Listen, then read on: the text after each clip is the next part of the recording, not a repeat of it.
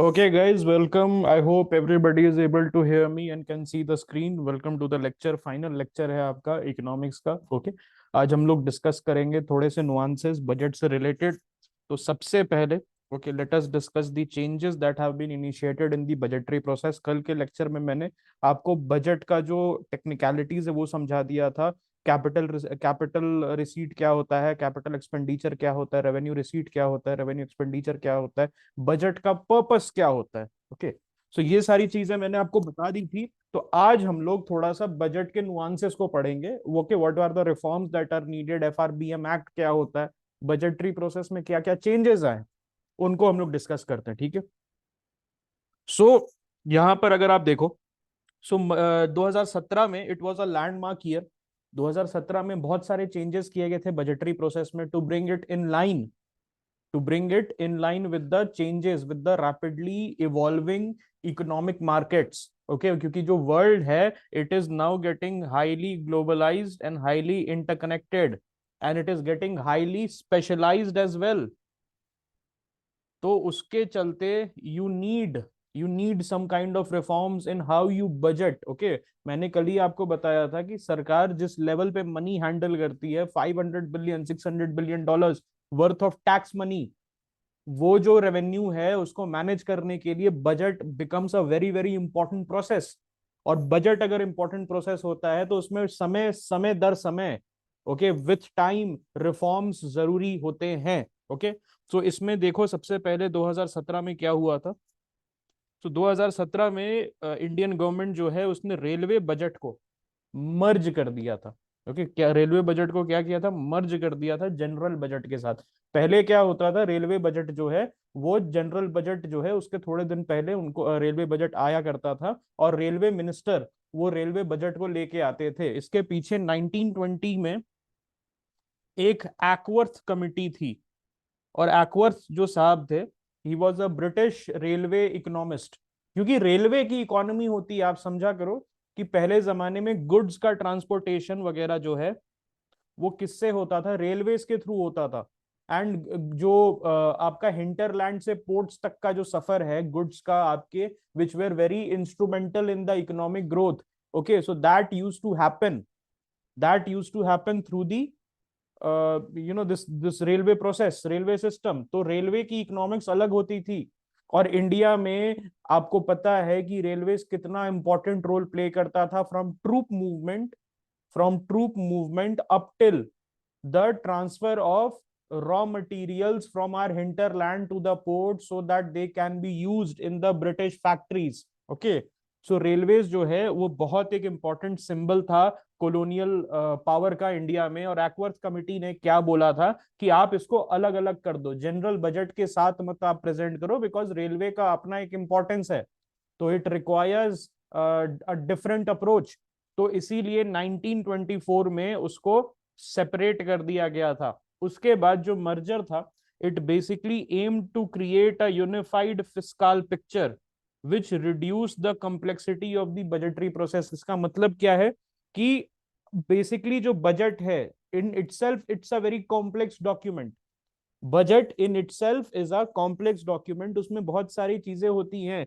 आपको agriculture, industry, service sector, manufacturing, उस पर फोकस करना पड़ता है. तो रेलवे कहीं पर छुप जाता था उसमें. तो इसीलिए एक्वर्थ कमिटी जो है वो उसने बोला ऑलराइट कि आप हटा दो. लेकिन आज के डेट में अगर आप देखोगे एज ऑफ 2023, जो उस समय बोला जाता था वो चीजें आज एप्लीकेबल नहीं है. दोज थिंग्स जिसके वजह से एक्वर्थ कमिटी ने बोला था कि ये जो छुप जाता है जी, ऑलराइट, आप ब्रिटिश कॉलोनियल जो इकोनॉमी का जो बजट आता था उसमें बोला क्या जाता था कि यार ये इतनी सारी चीजें होती है, उसमें रेलवे जो है जिसका अपना एक अलग इंपॉर्टेंस है वो कहीं छुप जाएगा. बट आज के डेट में you require a unified fiscal picture. इसका मतलब क्या है कि आपको जो रेलवेज है now it has gotten integrated with the different sectors of the economy. तो इसीलिए अब रेलवेज की क्या जरूरत है कि वो दूसरे जो सेक्टर्स हैं उनके साथ एक यूनिफाइड पिक्चर प्रेजेंट करे. एग्जांपल के तौर पे डेडिकेटेड फ्राइट कॉरिडोर, तो डेडिकेटेड फ्राइट कॉरिडोर है, वहां पर किसकी आवश्यकता है, किसका इंपॉर्टेंस है, वहां पर किसका यूजेज है, वहां पर आपको रेलवे का भी यूजेज है, आपको मिनिस्ट्री ऑफ फाइनेंस का यूज है, then you require ministry of industry as well, उसका भी आपको यूज आएगा यहाँ पर। So multiple ministry are involve in the dedicated freight corridor. तो अगर हम रेलवे का बजट अलग करके लाएंगे, ओके, तो उससे क्या होगा, एक यूनिफाइड पिक्चर प्रेजेंट नहीं हो पाएगा। और जो डीएफसी है आपका, it is just an example, ऐसे बहुत सारे एग्जाम्पल आपको मिल जाएंगे। तो जो डीएफसी है दैट विल फेल, इसीलिए रेलवे को मर्ज कर दिया गया। ओके, और जो एक्वर्थ कमिटी की 100 years बिफोर जो रिकमेंडेशंस थी उनको साइडलाइन कर लिया गया बेसिकली। यस, उसके साथ साथ फिस्कल डिसिप्लिन, बिकॉज अब जो है, मान लो कि रेलवेज में क्या होता था, रेलवेज जो है it was used as a political tool. आपको पता है एक समय में क्या होता था बेसिकली, दैट जैसे किसी स्टेट में इलेक्शन हो रहा है, सपोज बिहार में इलेक्शन हो रहा है, तो 15-20 ट्रेन वहीं चला दी, पूरे देश में टोटल 5 ट्रेनें चलाई नहीं, लेकिन बिहार में भाई इलेक्शन है, तो उस साल के रेलवे बजट में 15-20-25 ट्रेन चला दी। गुजरात में इलेक्शन है, 20 ट्रेन चला दी। तमिलनाडु में इलेक्शन है, वहां पर 10 ट्रेन चला दी। उत्तर प्रदेश के लिए 5 ट्रेन खोल दी। ठीक है, इस टाइप की चीजें होती थी, तो उससे fiscal discipline was lacking, because it was used as a political tool. जिस स्टेट में इलेक्शन, वहां पर ज्यादा ट्रेन ऑल्दो यूज नहीं, मे बी यूज नहीं होता था, उसका कोई यूजेज नहीं होता था। Okay, then advancement of budget presentation, एक जो नया रिफॉर्म था, ऑलराइट, एक जो नया रिफॉर्म्स था, नॉर्थ ईस्ट में ज्योग्राफी का प्रॉब्लम है फ्रेंड, तो धीरे धीरे करके दे आर ट्राइंग कि रेलवे का पटरी बिछ जाए पहले। देन पहले क्या होता था, जनरली जो बजट है आपका लेटर स्टेजेस में आता था। ओके, मिड, ओके, थोड़ा मार्च अप्रैल वाला सिनारियो रहता था इनका, बट उसको अब क्या कर दिया है कि फेब्रवरी के फर्स्ट वीक में कर दिया। फेब्रवरी के फर्स्ट वीक में बजट आपका आ जाता है। और ये जो है, ये क्या करता है, why this change was made, it was made to enable the legislature to finalise the appropriations before start of new financial year. आपको पता है article 112 of the Indian constitution mandates a budget. ध्यान से सुनना, बहुत इंपॉर्टेंट एक technical point है। Article 112 of the Indian constitution mandates the budget. इसका मतलब if it is a constitutional provision, तो it will be privy to legislature scrutiny. Legislature के स्क्रूटिनी का प्रिवी है ये budget.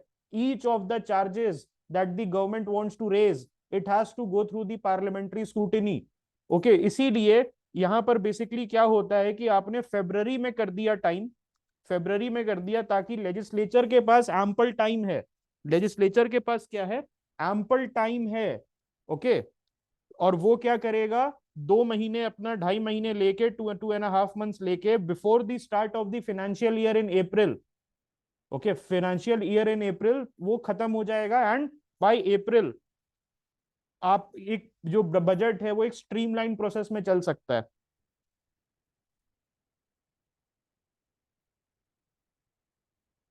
Then abolition of plan and non plan expenditure. तो पहले क्या होता था, there used to be a distinction between the plan and non plan expenditure. और ये जो क्लासिफिकेशन है एक होलिस्टिक व्यू प्रोवाइड करने के लिए, क्योंकि एक आपको मैंने बताया था, अब हर चीज ना इंटीग्रेटेड हो रही है, हर चीज इंटीग्रेटेड हो रही है, साइलोज में वर्क नहीं करता है अब इकोनॉमी आपका। तो उसके लिए अब एक यूनिफाइड फेस, एक होलिस्टिक व्यू लेने के लिए हमने क्या किया, सबसे पहले तो रेलवे बजट को बैक बैक मर्ज कर दिया। Okay, something which was done in 1924 was okay, उसको रिवर्स करके 2017 में हमने मर्ज वापस कर दिया। अब दूसरी चीज क्या की, हमने प्लान और नॉन प्लान एक्सपेंडिचर का जो अलग अलग हेड में आता था बजट, उसको हमने अबॉलिश कर दिया। ओके, इससे ये क्यों था, basically efficient allocation of resources and removing artificial distinctions. Okay, आपको क्या है कि जो पैसा जा रहा है आपका, अब आपको पता है कि एक यूनिफाइड वे में इकोनॉमी काम कर रही है, मल्टीपल जो मिनिस्ट्रीज है, मल्टीपल सेक्टर्स हैं, वो एक साथ काम कर रहे हैं, तो ऑब्वियसली जो आपका पैसा है अगर यूनिफाइड वे में प्रेजेंट होगा, ऑब्वियसली उसका एलोकेशन, उसका usages, it will be better. Then what was the impact on fiscal management? ये जो चेंजेस हुए हैं ऊपर मैंने आपको बताया, that is merger of the railway budget, आपका जो फरवरी में चेंज कर दिया गया। और थर्ड थिंग क्या थी, तीसरी चीज क्या थी? तीसरी चीज थी plan and non plan expenditure का जो आर्टिफिशियल डिस्टिंक्शन था, उसको अबॉलिश कर दिया गया। तो उससे क्या हुआ? ओके, उससे क्या हुआ? It improve the efficiency of the budget. Okay, पहले क्या था? पहले रेलवे मिनिस्ट्री वाले, फाइनेंस मिनिस्ट्री वाले एक दूसरे में लड़ रहे हैं कि भाई मुझे इतना पैसा चाहिए रेलवेज के लिए, ये वो। अब ये सब कुछ नहीं है। ओके, यूनिफाइड बजट आता है तो उससे एफिशिएंसी हैज इंक्रीज्ड। एक यूनिफाइड बजट आता है तो जो बिकरिंग है, जो इस टाइप की चीजें हैं, वो स्टॉप हो गई हैं। दूसरी है better planning and execution. Obviously अगर सब चीज एक हेड के अंदर हो रहा है, अगर एक हेड के अंदर हो रहा है तो obviously there will be more cohesion. Okay, because people will be dependent on each other more organically. पहले क्या होता था? सेपरेटेड होते थे, तो कोई प्लान वाला जो ब्यूरोक्रेट है, जिसको प्लान एक्सपेंडिचर जिसको करना है वो लड़ रहा है, देन नॉन प्लान एक्सपेंडिचर जिसको करना है वो लड़ रहा है, देन रेलवे वाले वो फाइनेंस मिनिस्ट्री से लड़ रहे हैं कि भाई हमें इतना पैसा चाहिए, पॉलिटिक्स है, ये वो है, वो सब खत्म। Okay, then holistic view of expenditure you can get. मैंने बताया एक इंटीग्रेटेड हमारी इकोनॉमी चल रही है। अब अगर इंटीग्रेटेड इकोनॉमी चल रही है तो you require a holistic view कि भाई अगर मैं इंटीग्रेटेड वे में पैसा डाल रहा हूं, ओके, और इंटीग्रेटेड वे में इकोनॉमी चल रही है, तो that's how, okay, that's how I require a realistic assessment कि मेरा जो पैसा जा रहा है, मैं जो पैसा लगा रहा हूं, is it going in the right direction? Okay, so that's why these three changes are basically giving you a very good efficiency, better planning and a holistic view of your expenditures. आपका question क्या था? आपका question था functional classification. It's basically की classification done, okay, for functional purposes, classification done for your own convenience.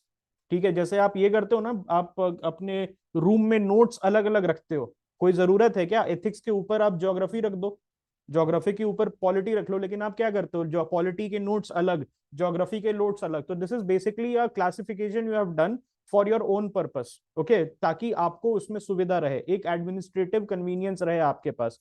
Okay, और ये जो classification था इसके पहले, ओके, इसके पहले वाला जो क्लासिफिकेशन था, वो बेसिकली अगर आप देखोगे तो वो फोर्स्ड था। मतलब प्लान अलग से है, नॉन प्लान अलग से। अब क्या है? एक यूनिफाइड है। अब यूनिफाइड और यूनिफिकेशन, जो यूनिफाइड बजट मिल रहा है, यूनिफाइड बजट में जिस हिसाब से एडमिनिस्ट्रेटिव कन्वीनियंस रहेगा आप उसके अंदर में कर सकते हो। ओके, आप अंदर में कर सकते हो। हाँ, इस टाइप से कि एक सिंगल बजट है, अम्ब्रेला है सिंगल बजट का, उसके अंदर आप कैसे भी क्लासिफिकेशन करो, फर्क क्या पड़ता है ना? लेकिन बजट जो ऊपर में है एक यूनिफाइड वे में आप प्रेजेंट कर रहे हो, उसके अंदर आप कैसे क्लासिफिकेशन कर रहे हो फॉर योर ओन फंक्शनल और administrative purpose, that is totally up to you. Okay, did you get the point? Am I clear? Yes, beautiful. अब हम आते हैं थोड़ा सा गवर्नमेंट डेफिसिट पे बात कर लेते हैं। तो डेफिसिट आपको पता है, जितना आपका खर्चा है उससे कम आपकी आमदनी है। डेफिसिट का मतलब क्या होता है? डेफिसिट वही होता है that you are spending more than you are earning. Okay, so various types of deficit होते हैं गवर्नमेंट लेवल पे, उसको हम लोग डिस्कस कर लेते हैं। और एक बात बता देता हूं आपको, majority of the governments, majority of the government, except the government which are rich in natural resources, they are running on a deficit. Saudi government है, अबू धाबी वाली गवर्नमेंट है, यूएई वाली गवर्नमेंट है, they might have a budget surplus. लेकिन अगर आपकी एक service oriented या मे बी इंडस्ट्रियलाइज्ड इकोनॉमी भी है, तो आप you you have to generate deficit. Okay, क्योंकि आपके पास जो हमेशा एक कमी रहती है, जितने भी ऑयल रिच कंट्रीज हैं, जितने भी मिनरल रिच कंट्रीज हैं, उन्हीं का एक सरप्लस में आपको बजट देखने को मिलता है। उसमें से Saudi is a good example. Saudi के बजट्स जनरली जो आते हैं, सऊदी के बजट्स, वो because of the insane oil production, insane insane oil revenue, वो सरप्लस में आते हैं। बट कंपेयर टू इंडिया, जो सर्विस इकोनॉमी है, एक पुअर इकोनॉमी है, we have to support a lot of people. Okay, poor economy not in the sense that we are not going anywhere, poor economy मतलब we have to support a lot of poor people। प्रधानमंत्री गरीब कल्याण योजना, 80 करोड़ लोग, आपको पता होगे that the state is supporting them. तो उस type की अगर इकोनॉमी है तो डेफिसिट में चलता है। और not only poor economies, US, Japan, these two countries have massive level of debt much higher than India। United states का 28 ट्रिलियन डॉलर के करीब, आई थिंक 30 क्रॉस कर गया है, last I checked was 28 trillion. अब आई थिंक कि अब आप चेक करोगे तो 30-31 ट्रिलियन होगा। They have a debt of 28-29 trillion dollars, and they spend close to $1 trillion in interest payments alone. Okay, they basically अगर आप देखोगे तो उनका जापान का आप देख लो, Japan has insane amount of debt, close to 12-13 trillion dollars. Japan की इकोनॉमी है 5.5-6 ट्रिलियन डॉलर की, आई थिंक 6.5 ट्रिलियन डॉलर के आसपास की इकोनॉमी उनकी, और 6.5 के डबल है, ऑलमोस्ट डबल देयर जीडीपी उनका डेट है। Okay, so they have a massive debt, and that debt was majorly created in the 1990s, because in the 1990s they were forced into a liquidity trap, और उसके चलते उन्होंने increase किया था spending को, और इंक्रीज किया था स्पेंडिंग को, करते गए डबल डाउन करते गए स्पेंडिंग में, because there was a lot of deflation market में जो था, एक्सपोर्ट्स नीचे चले गए उनके, और डिफ्लेशन काफी ज्यादा हो गया। कभी और बताऊंगा, बहुत इंटरेस्टिंग स्टोरी है। लेकिन अगर आपको ये समझना है तो मैंने दो चीजें बताई, सरप्लस जनरली जो है एनर्जी रिसोर्स रिच कंट्रीज के रहते हैं, अगर वो अच्छे से मैनेज होते हैं, for example Saudi, Qatar, okay, Kuwait, और उनकी अगर आप करेंसीज देखोगे तो बड़ी स्ट्रांग होती हैं। तो जनरली जिस कंट्री का बजट सरप्लस होता है, तो जनरली इन जनरल उनके करेंसीज भी बड़े स्ट्रांग होते हैं। वर्ल्ड का most powerful currency, powerful in the sense most strongest currency पता है कौन सा है? सबसे ज्यादा स्ट्रॉन्ग करेंसी, द कुवैती दिनार। एंड व्हाई द कुवैती दिनार is a strong currency? Because Kuwait का जो बजट है वो मल्टीपल सरप्लस में आता है, and the Kuwaiti government is able to have a massive forex reserve and massive this vault of cash।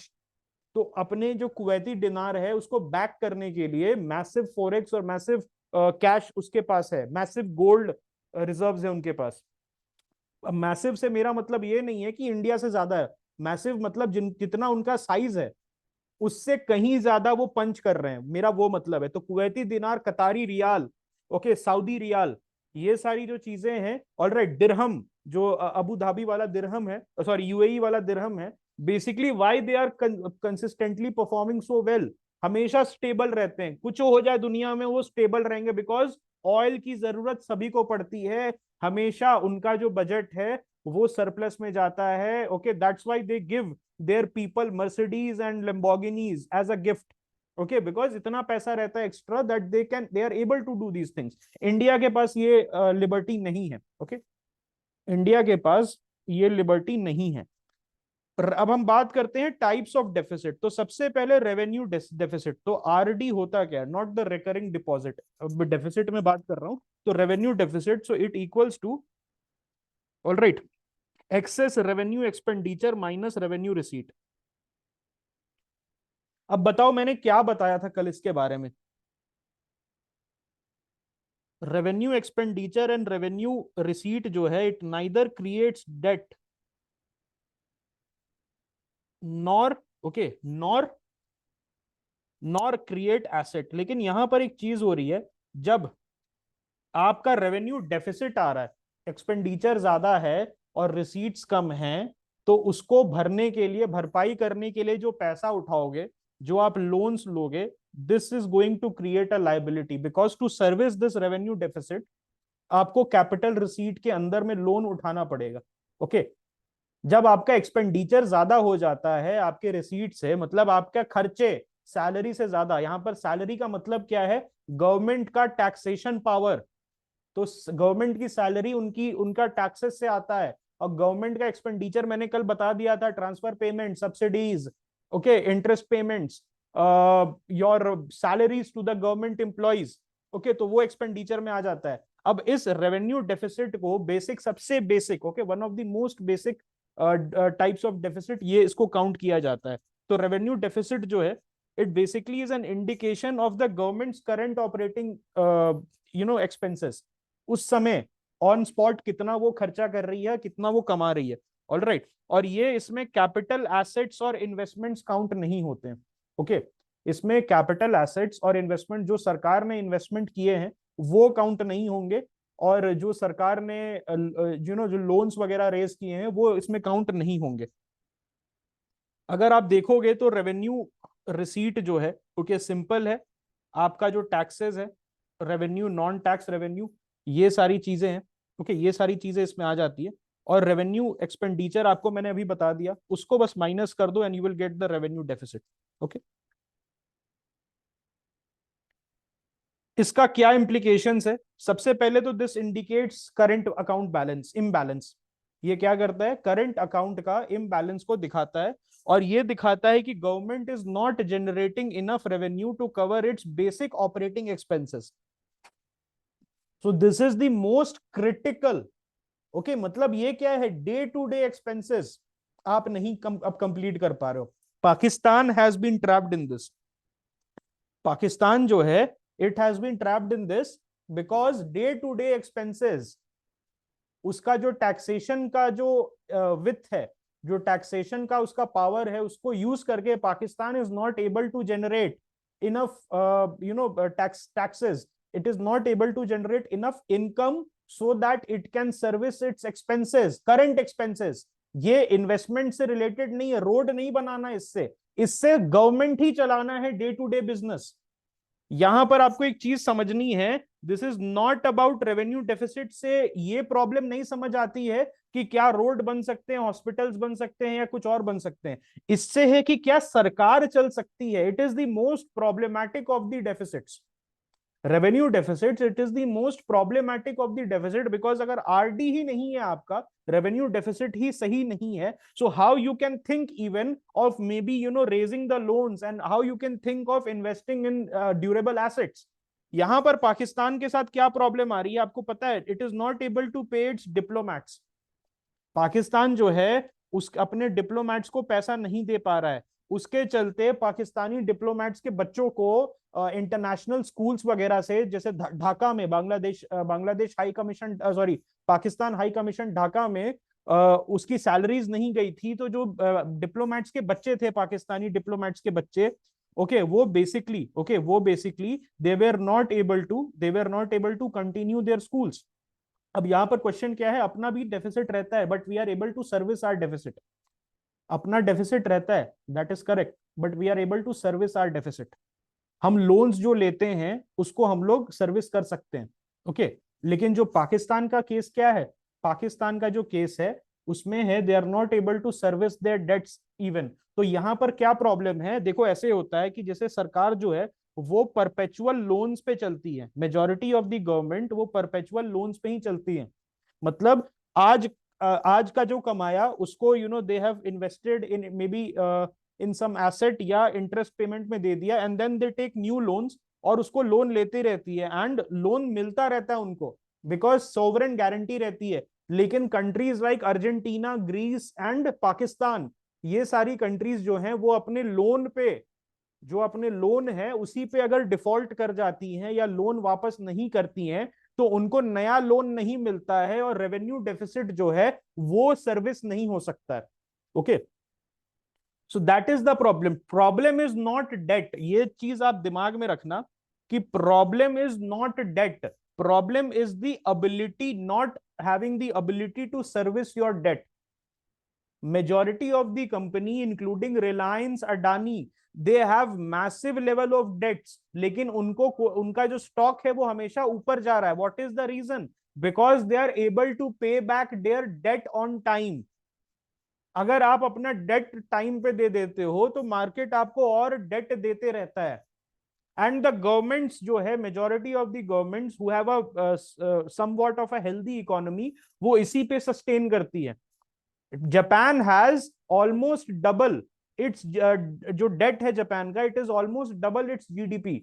लेकिन फिर भी जो जापानीज गवर्नमेंट है हर साल अपने जो डेट है उसको सर्विस कर सकती है। लेकिन अगर यहां देखो, आर आर है रेवेन्यू रिसीट जो है, अगर इतना नीचे चला जाए that you can not do your interest payment even, you are defaulting on your interest payment, और आपका रेवेन्यू एक्सपेंडिचर कांस्टेंट लेवल या ऊपर ही जा रहा है, उस केस में आपको नया लोन नहीं मिलेगा, नया लोन नहीं मिलेगा to service this revenue expenditure. और फिर आप क्या है, आप फंस जाएंगे, you are going to get trapped like Pakistan. Pakistan क्या कर रहा है? It is okay basically borrowing from Peter to pay Paul. ये समझ रहे हो what is this? Borrowing from Peter to pay Paul, मतलब सऊदी से पैसा लेके चाइना का डेट भर रहा है, और चाइना से पैसा लेके सऊदी का डेट भर रहा है, यूएस से पैसा लेके आईएमएफ का, okay sorry not IMF, US से पैसा लेके किसी यूरोपियन कंट्री का डेट भरेगा, और यूरोपियन यूनियन से पैसा लेके यूएस का डेट भरेगा। सो इस परपेचुअल विशियस साइकिल, मैंने आपको समझाया था, there is a difference between virtuous cycle and vicious cycle. तो विशियस साइकिल में फंस गया है पाकिस्तान। Any doubts here? एक हमेशा याद रखना, debt deficit is not a problem, the ability to service, whether you are able to service your deficit or debt is the problem. Okay,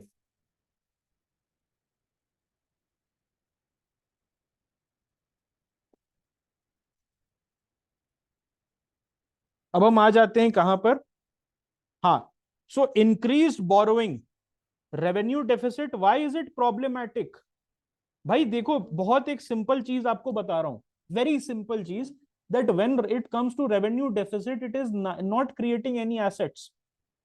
It is not creating any assets. Okay, सो इसमें problem क्या आती है friend? इसमें problem आती है that आप एक perpetual cycle में फंस गए हैं, जहां पर आपके डेली के खर्चे पूरे नहीं हो रहे हैं। सपोज करो एक गरीब आदमी है जो 500 रुपए कमा रहा है दिन का, दिहाड़ी कमा रहा है 500 रुपीज, और 500 रुपीज में से 500 रुपीज उसके खर्चे हो जा रहे हैं। Okay, 300 for food, 200 for other expenses. तो वो बचाएगा क्या for asset creation? There is no asset creation, and you are only, अगर आपका डेफिसिट है, अगर आपका डेफिसिट है, you are only borrowing not to create assets, you are borrowing just to pay for your expenses. समझ रहे हो? You are borrowing just to pay for your expenses, just to pay for your expenses. इसमें asset creation कहां हुआ? There have been no asset creation, and that's why it is so problematic. इससे क्या होता है? केपेक्स स्पेंडिंग में दिक्कत हो जाती है, केपेक्स स्पेंडिंग गो हेवायर। ओके, अब हम आ जाते हैं फिस्कल डेफिसिट पे। तो फिस्कल डेफिसिट क्या है? Total expenditure of the government minus total receipt. यहां समझो, total expenditure minus total receipt, TE is total expenditure और TR is the total receipts equals to fiscal deficit. Okay, not the fixed deposit, fiscal deficit. तो TE में क्या आ जाएगा? आपका जो रेवेन्यू एक्सपेंडिचर है, TE मतलब RE plus CE। Okay, sorry, TE मतलब okay, what is that? Okay, total expenditure, sorry, all right. इसमें क्या आ जाएगा? आपका रेवेन्यू एक्सपेंडिचर प्लस आपका capital expenditure, capex, capex plus revex. और TR में क्या आ जाएगा आपका? ये आ जाएगा इसमें revenue receipt plus capital receipt. आपको मैंने कल बताया था with respect to revenue receipt and capital receipts, RR is revenue receipt, CR is capital receipt, that these are the ways by which you earn money or raise money. Okay, capital receipt में loans include होते हैं जो आप raise करते हैं, है ना? सो ये समझे, एफडी क्या है, ये आपका फिस्कल डेफिसिट क्या है? जो टोटल खर्चे, अब इस टोटल खर्चे में तुम्हारे फिक्स्ड खर्चे, जो तुम सैलरीज पे कर रहे हो, जो तुम ट्रांसफर पेमेंट सब्सिडीज कर रहे हो, जो इंटरेस्ट पेमेंट कर रहे हो, प्लस द खर्चा that you did for asset creation is also included. उसमें से माइनस कर दो योर टोटल इनकम, जिसमें तुम्हारी टैक्सेशन पावर से जो पैसा आया है, प्लस प्लस उसमें आप क्या ऐड कर रहे हो? जो आपने लोन्स वगैरह या डिस इन्वेस्टमेंट करके पैसा कमाया है, प्राइवेटाइजेशन करके पैसा कमाया है, उसको माइनस कर रहे हैं, और जो वैल्यू आएगा that becomes your okay fiscal deficit. Revenue deficit is more deadly, higher amount of revenue, fiscal deficit ज्यादा हो तो it doesn't tell you the whole story. Fiscal deficit ज्यादा हो doesn't tell you the whole story. Maybe आप ऐसा assume कर सकते हो कि अच्छा फिस्कल डेफिसिट ज्यादा है तो रोड ज्यादा बना रही होगी, सरकार हॉस्पिटल्स ज्यादा बना रही होगी, एजुकेशनल सेंटर्स ज्यादा बना रही होगी, रेलवे स्टेशन एयरपोर्ट ज्यादा बना रही होगी फिस्कल डेफिसिट में। बट रेवेन्यू डेफिसिट में हमें पता चल जाता है अगर ये हायर लेवल पे हो, दैट ओके, इसका मतलब रोजमर्रा के खर्चे जिससे कोई एसेट क्रिएशन रोड वगैरह नहीं बन रहा है, उस पे सरकार अपना सारा ध्यान दे रही है और उसके चलते इकोनॉमी में कोई इन्वेस्टमेंट नहीं हो रहा है। आप में से किसी को भी रत्ती भर डाउट है, इवन 0.1% डाउट है between revenue deficit and the fiscal deficit, आप मेरे से अभी पूछें। Revenue deficit is worse than fiscal deficit, और रेवेन्यू डेफिसिट हायर लेवल पे होता है तो it is alarm bells for the economy. अभी आई थिंक गैम्बलर भाई हैड आस्क्ड कि इंडिया का भी तो रहता है, इंडिया का रेवेन्यू डेफिसिट इस अलार्मिंग लेवल पे नहीं रहता है and India is able to service its revenue deficit. वहीं पर our dear neighbour Pakistan is not able to service its deficit, इधर ये रेवेन्यू डेफिसिट, फिस्कल डेफिसिट तो भूल जाओ, फिस्कल डेफिसिट जो है वो तो आप भूल जाओ, बिकॉज फिस्कल डेफिसिट में मतलब ये भी होता है कि आप रोड वगैरह पे भी खर्चा कर रहे हो, और फिस्कल डेफिसिट से क्लियर पिक्चर नहीं आती है। व्हाई? बिकॉज फिस्कल डेफिसिट में सारे हेड्स, ओके, सारे हेड्स जो होते हैं, ओके, वो इंक्लूडेड होते हैं। और फिस्कल डेफिसिट में एक चीज आपको ध्यान रखनी है, ओके, फिस्कल डेफिसिट में एक चीज ध्यान रखनी है, when it comes to capital receipt, okay, उसमें से ऑलराइट उसमें से बोरोविंग्स हटा दिए जाते हैं, डिसइन्वेस्टमेंट प्राइवेटाइजेशन काउंट किया जाता है, ओके। और बेसिकली फिस्कल डेफिसिट से कैलकुलेट किया जाता है, यहां पर ध्यान देना, when I am talking about the capital receipt under the total receipt, okay, जो टोटल रिसीट में जो कैपिटल रिसीट वाला हेड होता है उसमें से disinvestment privatisation, okay, disinvestment privatisation आप ऐड कर दो। और आप वो मत सोचो कि लोन्स जो रेस कर रही है वो ऐड नहीं होगा, ओके, वो नहीं होगा। और एफडी जो है, FD is basically fiscal deficit is the amount of loan that the government needs to raise, okay, it is the amount of loan that the government needs to raise, okay, to meet its expenses. अभी मैं एक जल्दी से आपको फिर से बता देता हूं।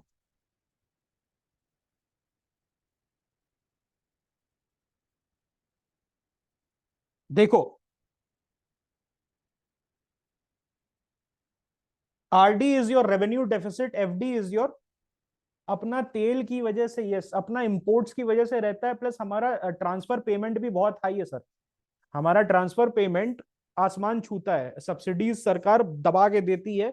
एग्री सेक्टर में प्रधानमंत्री गरीब कल्याण योजना में भी हमारा जो ट्रांसफर पेमेंट है वो टेक्निकली डबल हो गया है। कोविड में the state had to become the nanny of 80 crore people, 80 crore लोग जो हैं, जनता है, उनकी नैनी बनना पड़ा स्टेट को, which was very unfortunate and which was very necessary also. आप नहीं बोल सकते हो कि भाई आप जैसे why these 80 crore peoples are dependent on the state, नहीं होते तो रोड पे आ जाएंगे सारे, ओके, सोशल कोहेशन खत्म हो जाएगा। तो ये चीज है। अब यहां देखो, मैं आपको बता देता हूं आरडी क्या है। RD is basically revenue deficit equals to revenue expenditure minus revenue receipt, और एफडी क्या है, equals to total expenditure minus total receipt. TE is total expenditure, TR is total receipt. इसमें जो है, इसमें इन्वेस्टमेंट के पैसे ऐड नहीं होंगे, जो आपने इन्वेस्टमेंट का एक्सपेंडिचर किया है that will not be added my friend revenue expenditure, sorry RD में, रेवेन्यू डेफिसिट में। This is the only related to the day to day, यहां ध्यान से देखो, day to day operating expenses, क्या है ये, day to day operating expenses. और ये जो है इट इंक्लूड्स एवरीथिंग, ये day to day operating expenses को तो इंक्लूड करता है, उसके साथ में अलोंग विद दैट जो आपने पैसा इन्वेस्टमेंट्स पे लगाया वो भी ऐड होता है। और यहां पर जो है फिस्कल डेफिसिट इक्वल्स टू यहां पर अगर आप देखोगे तो revenue expenditure plus capital expenditure minus revenue receipt plus capital receipt, और कैपिटल रिसीट से आप एक्सक्लूड कर दो borrowings,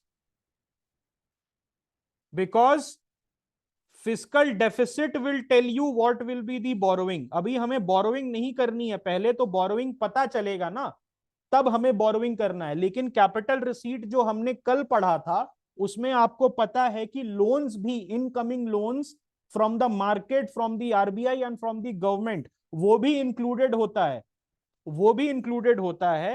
and this capital receipt जो है, कैपिटल रिसीट से, लेकिन when we are talking about fiscal deficit, हम बोरोविंग्स हटा देते हैं। सिर्फ हम क्या लगाएंगे, प्राइवेटाइजेशन से जो पैसा आया, या सेल ऑफ एसेट से जो पैसा आया, या डिसइन्वेस्टमेंट जो शेयर्स अपने सेल किए पीएसयूज वगैरह में, उससे पैसा आया, उसको हम लोग ऐड कर देते हैं। और बोरोविंग जो है वो हमें फाइनली पता चलता है कि फिस्कल डेफिसिट देख के, कि अच्छा अब 3% है, 4% है, 10% है, उतना हमें पैसा मार्केट से रेज करना पड़ेगा, तब जाके सरकार चलेगी। अब इसमें मैंने एक चीज बताई आपको कि revenue deficit is more deadly because it is not creating any kind of assets. Revenue deficit जो है, okay, it is not creating any kind of asset, because ये रोजमर्रा के खर्चे इसको हम कहते हैं। बिल्कुल, you have got it right. What I am saying here, fiscal deficit से बोरोइंग, कैपिटल रिसीट जो ऐड होता है, उससे बोरोइंग्स हम क्यों हटा देते हैं? व्हाई? बिकॉज पहले बोरोइंग पता तो चले कितना लेना है। आप पहले अगर आपको फ्लैट खरीदना है तो पहले जाके दाम पता करते हो कि लोन लेते हो?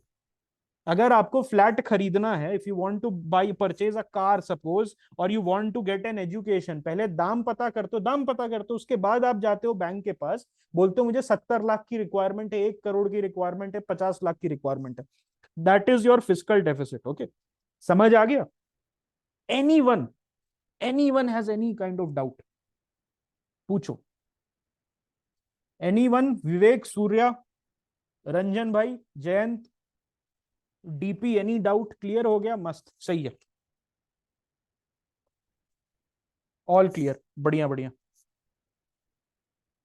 Fiscal deficit is done. अब हम थोड़ा प्राइमरी डेफिसिट पे बात कर लेते हैं। एक चीज याद रखना, ये थोड़ा सा प्रीलिम्स के लिए भी इंपॉर्टेंट है फ्रेंड, ये प्रीलिम्स के लिए भी इंपॉर्टेंट है। प्रीलिम्स में वहां पर जाके ना थोड़ा सा पेन चलाना, पेन चलाना इन द सेंस कि जिस तरीके से अभी मैं आपको वो इक्वेशन टाइप से करके दिखा रहा हूं ना, तो रफ पेज जो है उस पे चला देना, ठीक है? ऑल राइट, प्राइमरी डेफिसिट वही अभी डिस्कस करते हैं। सो प्राइमरी डेफिसिट जो है, all right, it refers to the fiscal deficit minus interest payment. अब यहां पर आप क्या कर रहे हो, एफडी है। अब देखो प्राइमरी डेफिसिट का फॉर्मूला बताता हूं।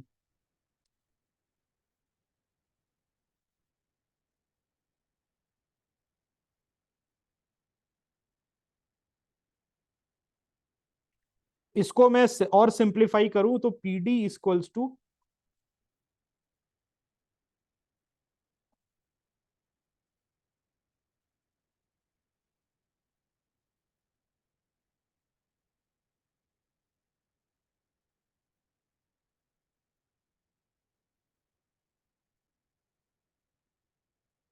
ये समझ आया आपको?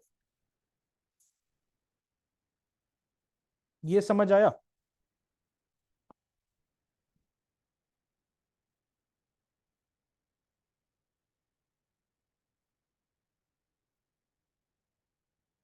अब यहां समझो, रेवेन्यू एफडी में 4 होते हैं, रेवेन्यू एक्सपेंडिचर, कैपिटल एक्सपेंडिचर, और रेवेन्यू रिसीट और कैपिटल रिसीट। इंटरेस्ट पेमेंट कौन से हेड में फॉल करता है?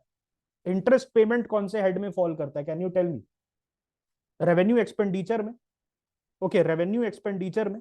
तो यहां पर से इंटरेस्ट पेमेंट हटा दिया, मतलब प्राइमरी डेफिसिट वो है कि आपने इंटरेस्ट पेमेंट जो आपको करना है, ओके, इंटरेस्ट पेमेंट को हटा के आप देख रहे हैं कितना डेफिसिट बचा है। और what is the other question? इसमें बोरोविंग काउंट होती है? बोरोविंग नहीं, बोरोविंग तो पता चलेगा ना एफडी से। FD is your borrowing. Okay, FD borrowing, कितना पैसा उठाना है मार्केट से, minus interest payment, because the concept of how much money you require is seen from the fiscal deficit. अब समझ में आया? डाउट है फिर से पूछो ना, कोई दिक्कत नहीं है। और कहां डाउट है वो बता दो, वो हम वो पॉइंट डिस्कस करेंगे। What I'm saying here is कि fiscal deficit is the amount of money you want to borrow from the market, because this is the total final deficit that is going to happen. उसमें से तुम interest payment हटा रहे हो जो तुमको loan पे देना है। अब प्राइमरी डेफिसिट पे वो देखा जाता है कि अगर मैं ठीक है लोन को हटा दूं, लोन का इंटरेस्ट पेमेंट हटा दूं, देखो लोन तो है, लोन तो है, ओके लाइबिलिटी है वो मेरी, लेकिन उसके साथ मेरे एक फिक्स्ड खर्चे में भी ऐड हो रहा है, and that is the interest payment जो मैं फालतू पे कर रहा हूं, और वो मुझे करना है हर महीने या हर साल, जो भी मेरा टर्म्स है उस हिसाब से। लेकिन अगर मुझे प्राइमरी डेफिसिट देखना है, जो कोर डेफिसिट है, उसमें से मैं क्या करूंगा, एफडी से रेवेन्यू, जो एफडी में 4 हेड होते हैं, उसमें से रेवेन्यू एक्सपेंडिचर से इंटरेस्ट पेमेंट एलिमिनेट कर दूंगा। प्रिंसिपल बचा, प्रिंसिपल तो बचा, principal is left, principal is still left, okay. Yes, basically interest payment हटा देते हैं, सिर्फ इंटरेस्ट पेमेंट जो कि आपका एक फालतू का खर्चा है, फिक्स्ड खर्चा है, ओके। वो मैं बोल रहा हूँ, लोन का कुछ नहीं कर सकते, उसके अलावा क्या क्या खर्चा है इंक्लूडिंग इन्वेस्टमेंट, ओके। एफडी क्या है आपका, fiscal deficit is the amount of money you you need to borrow that year, amount of money. तो जब निर्मला सीतारमन जी आएंगी और बताएंगी हमें बजट में कि सर जी इतना परसेंट से हम शूट कर रहे हैं, हम प्रोजेक्ट कर रहे हैं इतना रेवेन्यू और इतना पैसा हमें खर्च करना है, तो उसके बाद जो है after that budget will be presented, the RBI जो है वो बॉन्ड्स वगैरह मार्केट में इशू करेगा, हम लोन लेंगे मल्टीलैटरल ऑर्गेनाइजेशन से, ओके हम लोन लेंगे आरबीआई से इटसेल्फ। अब समझे, एनी डाउट, डायरेक्ट मैसेज करके पूछ लो, डायरेक्ट मैसेज करके पूछ लो, अगर if you don't wish to reveal in front of the class. किसी को डाउट यहां तक, पीडी समझ आ गया, प्राइमरी डेफिसिट। आरई से बस इंटरेस्ट हटा रहे हैं फॉर प्राइमरी डेफिसिट, आरई से बस इंटरेस्ट हटा रहे हैं फॉर प्राइमरी डेफिसिट, ओके। इस चीज को आपको याद रखना, ठीक है। ये है क्या, ओके, ये है क्या बेसिकली, सो ये दिखाता है, ठीक है, ये बेसिकली दिखाता है कि कितना सस्टेनेबल है आपका डेट। यस इट इज नहीं, not equal to borrowing my friend, it is not equal to borrowing, it is just the money you need to borrow, it is the money that you need to borrow in order to fulfill your budgetary obligations। अगर मैं बोल दिया तुम्हें तुम्हारे पास 0 रुपए है और मैंने बोल दिया कि भाई ये जो गाड़ी है 10 लाख की गाड़ी है, and you want to purchase that car, तो यू नो ना कि कितने पैसे तुम्हें उठाने हैं मार्केट से, तुम्हें कितने पैसे उठाने हैं, 10 लाख उठाने हैं। सो बेसिकली अगर तुम्हें गाड़ी खरीदना है, ऑब्लिगेशन पूरा करना है गाड़ी खरीदने का, गाड़ी खरीदने का अगर ऑब्लिगेशन पूरा करना है आपको, तो आपको 10 लाख रुपए उठाना पड़ेगा, that will become your fiscal deficit. अगर सरकार को अपना बजटरी ऑब्लिगेशन पूरा करना है, तो उसके लिए वो बेसिकली फिस्कल डेफिसिट जितना पैसा मार्केट से उसको रेज करना पड़ेगा, और वो करती है, बॉन्ड्स वगैरह 5 year, 3 year, 10 year, all right 20 year bonds वगैरह रेज करती है for this purpose, multilateral institution से लोन लेती है, ओके, पब्लिक से बोरो करती है। Yes, basically FD is the amount of money you need to borrow to fulfil your obligation. अब तुम पे है कि तुम्हें ऑब्लिगेशन फुलफिल करना है तो मनी उठा लो, नहीं करना है तो फिर डिफॉल्ट करो अपना, ओके, डिफॉल्ट करो पेमेंट्स पे, आपका क्रेडिट रेटिंग नीचे जाएगा, ओके। ये ठीक है, समझ आ गया सभी को।